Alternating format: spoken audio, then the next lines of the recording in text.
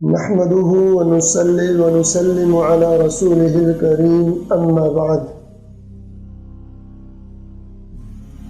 اللهم ألهمني رشدي وأعذني من شر نفسي۔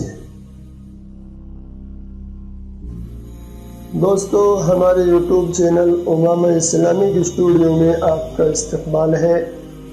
آپ دیکھ رہے ہیں ہمارا خصوصی پروگرام پیارے نبی صلی اللہ علیہ وسلم کی پیاری سنتیں۔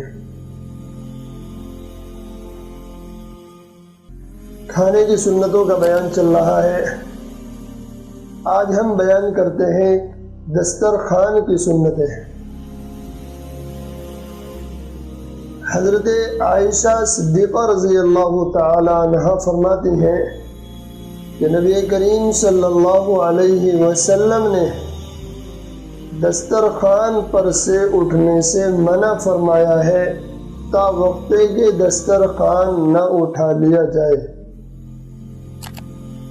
نیز حضرت عبداللہ ابن عمر رضی اللہ تعالیٰ عنہما سے روایت ہے کہ نبی کریم صلی اللہ علیہ وسلم نے ارشاد فرمایا، جب دسترخوان بچھ جائے تو کوئی نہ اٹھے جب تک کہ دسترخوان نہ اٹھا لیا جائے۔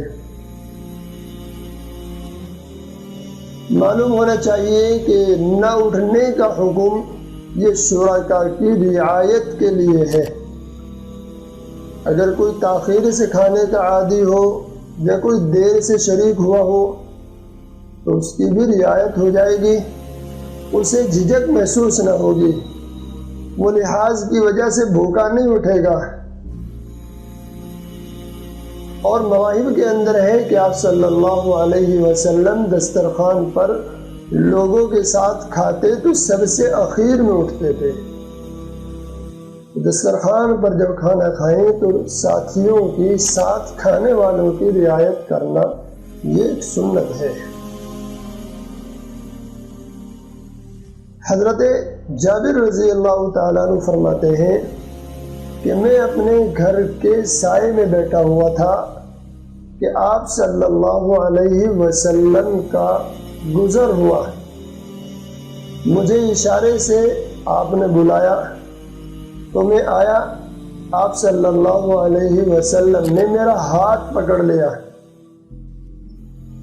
میں آپ کے ساتھ چلا یہاں تک کہ آپ صلی اللہ علیہ وسلم اپنی بیوی حضرت ام سلمہ یا حضرت زینب، ان دونوں میں سے کسی ایک کے گھر تشریف لائے۔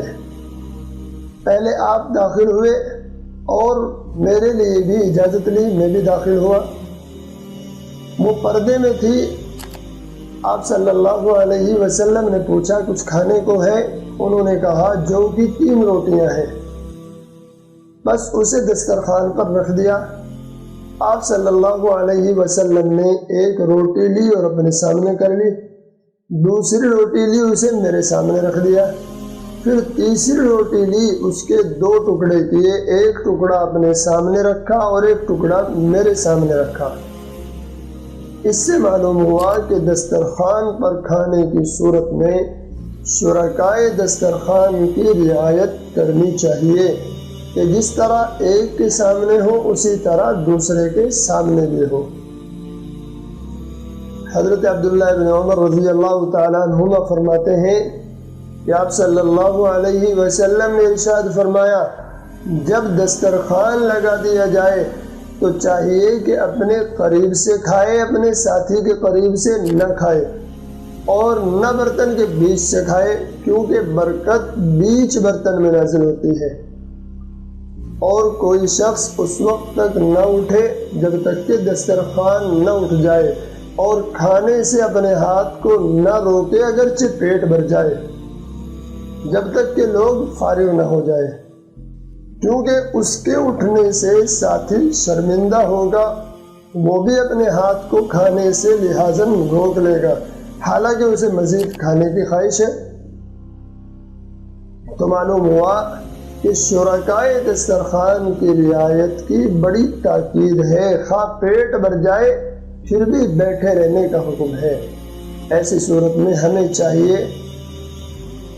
کہ آہستہ آہستہ کچھ کھاتے رہے تاکہ اس کی وجہ سے کوئی خواہش مند رہ نہ جائے، لیکن اٹھنے کی ضرورت ہو تو ساتھی سے معذرت کر کے اٹھ سکتے ہیں، اس کی اجازت ہے۔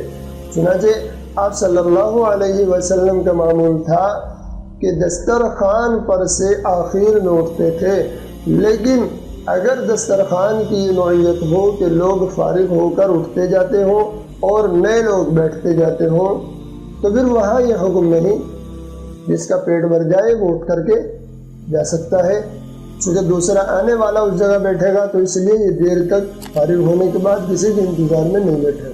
تو بہرحال